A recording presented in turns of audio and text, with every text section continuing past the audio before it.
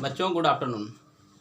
आप लोग वैद्युत क्षेत्र के बारे में पढ़ चुके हैं।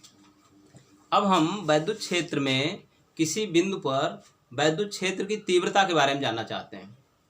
देखिए, आप जानते हैं कि वैद्युत क्षेत्र कई साधनों से उत्पन्न किया जा सकता है। मान लीजिए ये वैद्युत क्षेत्र उत्पन्न करने वाला साधन धन आवेश हो सकता है, ये पॉजिटिव चार्ज।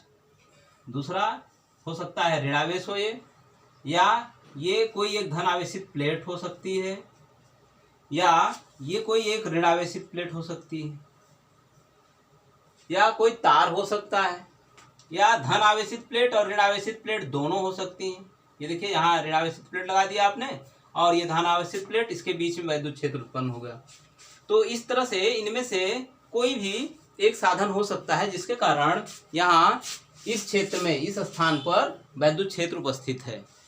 हम सुविधा के लिए एक धन आवेश की बात करते हैं, बाकी सभी के बारे में आप इलेक्ट्रिक फील्ड की तीव्रता ज्ञात करेंगे, लेकिन अभी सुविधा के लिए हम एक धन आवेश को कंसीडर कर रहे हैं। इसके कारण यहाँ वैद्युत क्षेत्र उत्पन्न है।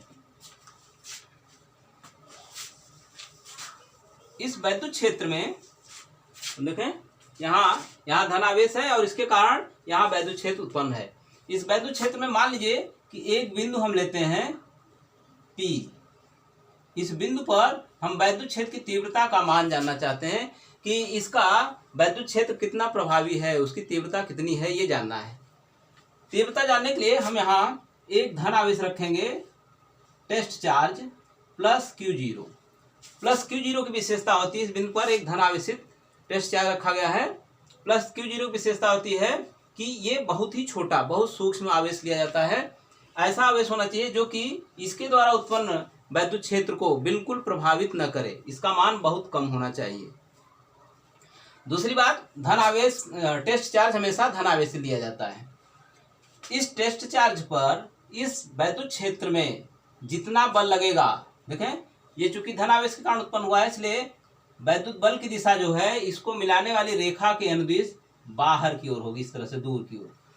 इधर की ओर बल लग रहा है, इस बल का मान मान लीजिए कि F वेक्टर है। यहाँ जो परीक्षण आवेश रखा गया, इस परीक्षण आवेश पर यानी प्लस Q0 पर लगने वाले बल का मान F वेक्टर है। तो यहाँ जो वैद्युत क्षेत्र की तीव्रता होगी, इसको हम कहेंगे E वेक्टर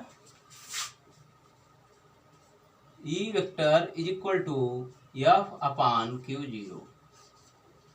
ये F वेक्टर अपान Q0, यानी बल और आवेश का अनुपात जो है, इस बिंदु पर रखे हुए आवेश पर लगने वाले बल और आवेश का अनुपात, ये कहलाएगा इस बिंदु पर वैद्युत क्षेत्र की तीव्रता।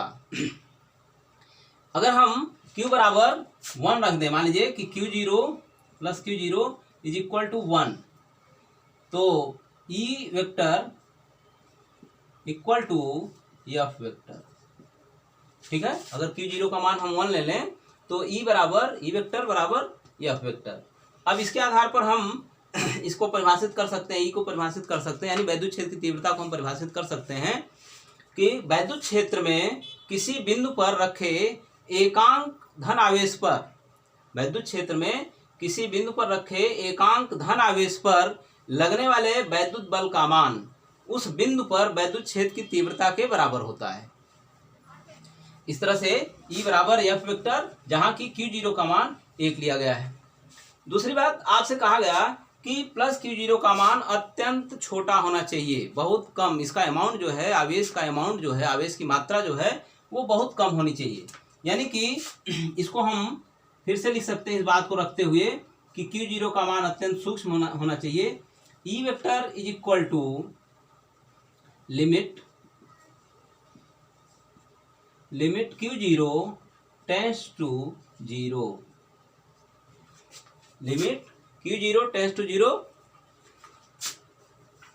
F vector upon Q0। इसका क्या कहना है? यही बात जो अभी हमने कहा उसको मैथमेटिकल ढंग से आप कर रहे हैं कि Q0 का मान 0 की ओर टेंड होना चाहिए, यानी अत्यंत सूक्ष्म होना चाहिए, लगभग 0 के बराबर होना चाहिए।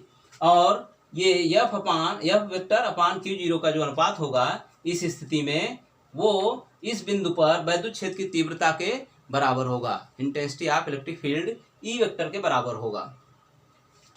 चलिए, आप सुविधा के लिए जानते हैं कि सबसे छोटा जो आवेश हो सकता है वो इलेक्ट्रॉन पर उपस्थित आवेश के मान के बराबर हो, चाहे धन आवेश हो और चाहे ऋण आवेश का मान लिया जाए। आप जानते हैं कि इलेक्ट्रॉन पर सबसे कम आवेश उपस्थित हो सकता है, और इसको हम दिखाते हैं E = 1.6 × 10⁻⁻19 कूलाम। ये सबसे छोटा स्वतंत्र आवेश है।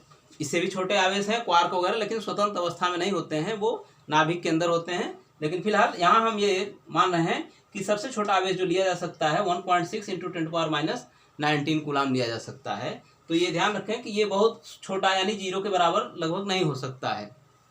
सबसे छोटा से छोटा जो आवेश लिया जा सकता है इतना लिया जा सकता है। ठीक, आगे अब हम बात करते हैं E के मात्रक की। आप देख रहे हैं कि वैद्युत क्षेत्र की तीव्रता E = F/Q0। तो बल का मात्रक होता है न्यूटन और आवेश का मात्रक होता है कूलाम। तो E का मात्रक जो हो जाएगा, E वेक्टर का मात्रक,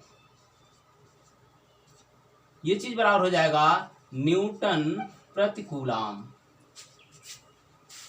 न्यूटन प्रति कूलाम इसका मात्रक होगा।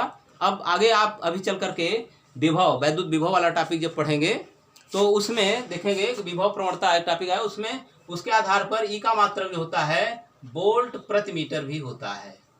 इसको आगे पढ़ाया जाएगा आपको। वोल्ट प्रति मीटर भी इसका मात्रक है, SI मात्रक दोनों हैं। चलिए, एक बात। दूसरी बात, आप यहाँ देख रहे हैं कि E जो है एक सदिश राशि है। क्यों इसलिए सदिश राशि है? क्योंकि F एक सदिश राशि है, इसमें एक अदिश राशि से भाग दिया गया है, इसलिए E भी एक सदिश राशि है। E की दिशा क्या होगी? E की दिशा वही होगी, यहाँ देखें, E की दिशा वही होगी जो कि F की दिशा होगी। यानी कि इस बिंदु पर रखे हुए धन आवेश पर लगने वाले बल की दिशा जो होगी, इस बिंदु पर जो धन आवेश रखा गया है टेस्ट चार्ज, इस बिंदु पर रखे हुए धन आवेश पर लगने वाले बल की दिशा ही वैद्युत क्षेत्र के तीव्रता की भी दिशा होगी। ये भी यही दिशा जो है इलेक्ट्रिक फील्ड की भी दिशा होगी। तो इस तरह से इसकी दिशा भी डिसाइड हो गई कि वैद्युत क्षेत्र में किसी भी बिंदु पर धन आवेश पर जो जिस दिशा में बल लगेगा, किसी भी बिंदु पर आप धन आवेश रखते हैं, यहाँ मान लीजिए आप जानना चाहते हैं तो यहाँ आप एक धन आवेश रखेंगे +Q0। कहीं भी वैद्युत क्षेत्र की दिशा अगर जानना है आपको तो उसके लिए उस बिंदु पर एक धन आवेश को कंसीडर करेंगे कि यहाँ एक धन आवेश उपस्थित है, और इस धन आवेश पर वैद्युत क्षेत्र के कारण बल किस दिशा में लग रहा है, तो उसे आप ये अगर धन आवेश है, स्रोत, ये सोर्स चार्ज है, सोर्स चार्ज अगर धन आवेश है तो जाहिर सी बात है कि इसको मिलाने वाली रेखा के अनुदिश बाहर की ओर, दूर की ओर जो है, ये इलेक्ट्रिक फील्ड का डायरेक्शन हो गया। ठीक, अगर मान लीजिए कि यहाँ हम ऋण आवेश रखें, ऋण आवेश के कारण वैद्युत क्षेत्र उत्पन्न हो रहा है, ये ऋण आवेश है, इसके कारण अगर वैद्युत क्षेत्र उत्पन्न हो रहा है तो आप इसके लिए भी यहाँ एक धन आवेश रखेंगे test charge +Q0। Test charge हमेशा पॉजिटिव लिया जाएगा +Q0, और ये देखेंगे कि इस धन आवेश पर इस सोर्स चार्ज के कारण, ये जो स्रोत आवेश है, इसके कारण इस धन आवेश पर बल किस दिशा में लगेगा। आप देख रहे हैं कि अगर ये धन आवेश है, ऋण आवेश है, तो आकर्षण का बल लगेगा, और इसी ऋण आवेश की ओर ये आकर्षण बल लगेगा इस तरह से।